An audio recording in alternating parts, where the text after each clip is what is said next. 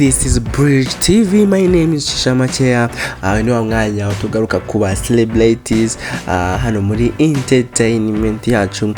Nkuko bisanzwe rero kora subscribe, like, share, comment, utubwire ukuntu biba bimeze, duhe inyunganizi aho hasi, hanyuma tujye tubasha gukora ibintu ruzungu nkuko bimenyereye. Story yangirikanye here kuri Davis D Sugarman Big Man, umwami w'abana, umwami w'amajyepfo. Muramuzi cyane mu ndirimbo nka Biryogo, muramuzi mu ndirimbo nka Maria Kariza, muramuzi mu ndirimbo nka Dede, muramuzi mu ndirimbo nka Eva, muramuzi mu ndirimbo nka Bermuda. Niyo latest song yiwe amaze gutereka hanze.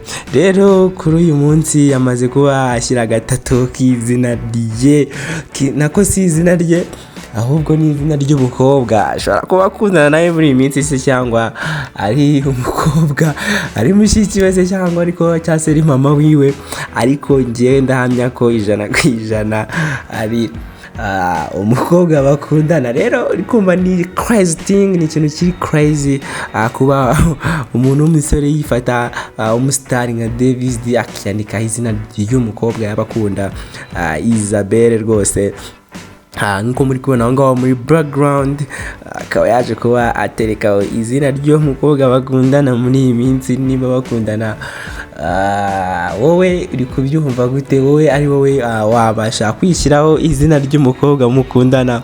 Ushobora gutekereza ni aramutse anyanze byazagenda gute? Aho ntibyazarangirira mu marira. Rero Davis D Sugarman Big Man, mwami w'abana, akaba yaje kwiterekaho tato y'umukobwa bakundana.